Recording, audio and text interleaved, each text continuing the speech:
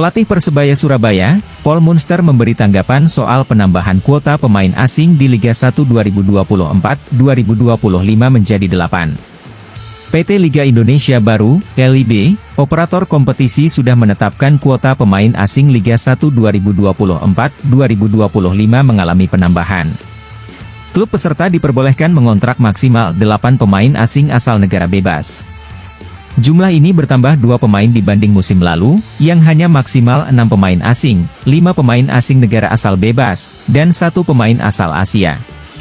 Catatannya, musim ini maksimal hanya bisa memainkan 6 pemain asing secara bersamaan. Artinya akan ada 2 pemain asing dicadangkan.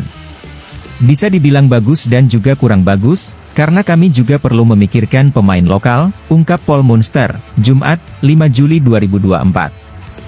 Pemain lokal banyak pemain bagus, tapi jelas jika mereka tidak cukup bagus, maka perlu mendatangkan kualitas, karena liga harus lebih baik, tambahnya.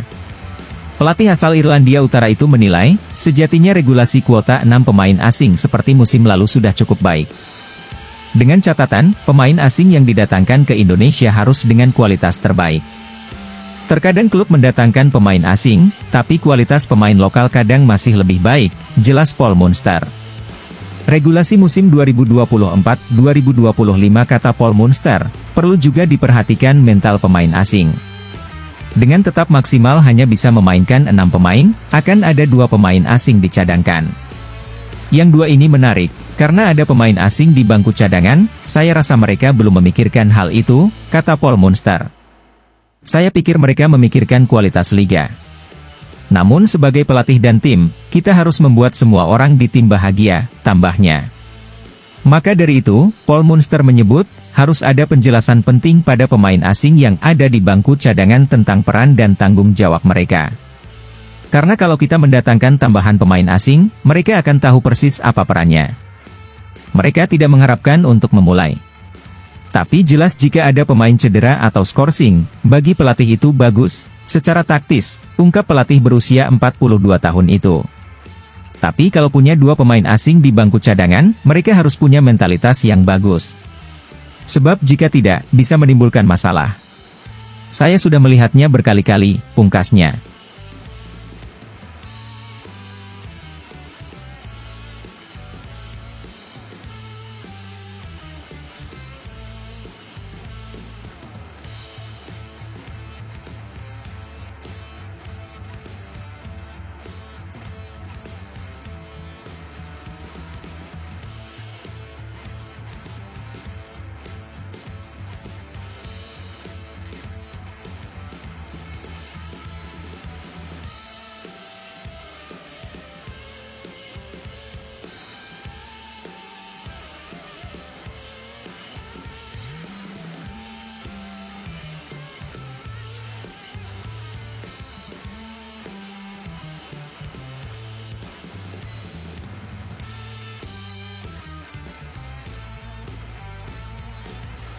Pelatih Persebaya, Paul Munster berencana menggelar uji coba dengan tim sesama Liga 1 dalam masa persiapan Liga 1 2024-2025. Sejauh ini, Persebaya sudah menggelar 2 kali uji coba. Menghadapi Raha FC di Stadion Gelora 10 November, Surabaya, Senin, 24 Juni 2024, lalu. Uji coba tertutup ini berakhir dengan skor 6-0 untuk Persebaya.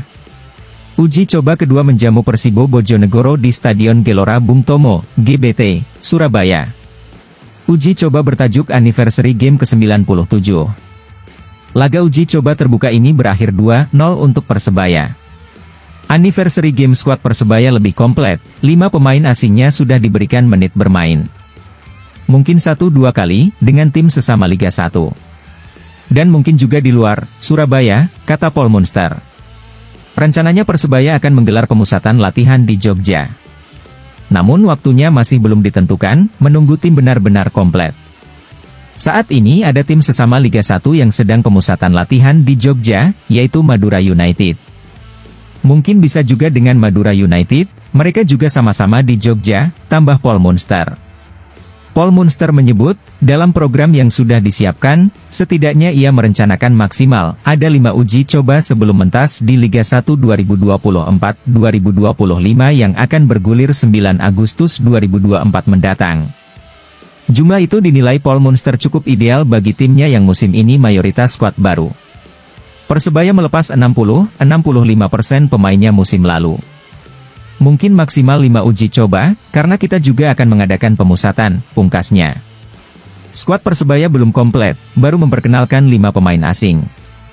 Kabarnya, minggu ini akan ada 1 pemain asing baru lagi. Ia akan melengkapi total kuota 6 pemain asing Persebaya musim 2024-2025.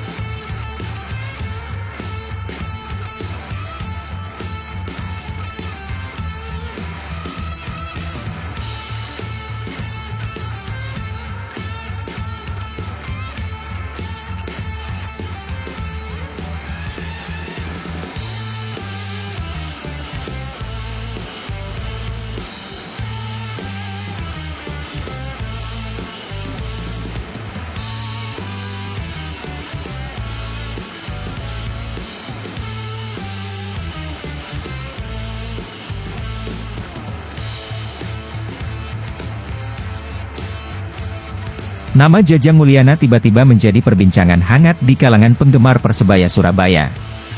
Hal itu berawal dari komentar Jajang pada unggahan Instagram Paul Munster, pelatih Persebaya, saat tim tersebut sedang berlatih.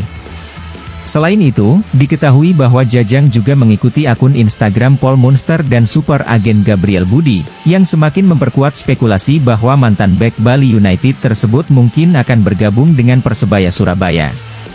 Rumor itu memicu beragam respons dari bonek, sebutan untuk penggemar Persebaya. Sebagian penggemar merasa kurang setuju dengan kemungkinan bergabungnya Jajang Mulyana. Mereka mengkhawatirkan usia Jajang yang sudah menginjak 35 tahun dan gaya bermain yang dianggap terlalu agresif atau gerusak-gerusuk.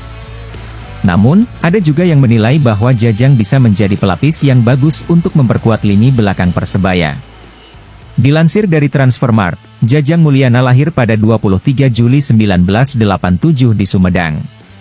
Bek tengah yang kini berusia 35 tahun itu memiliki tinggi 183 cm.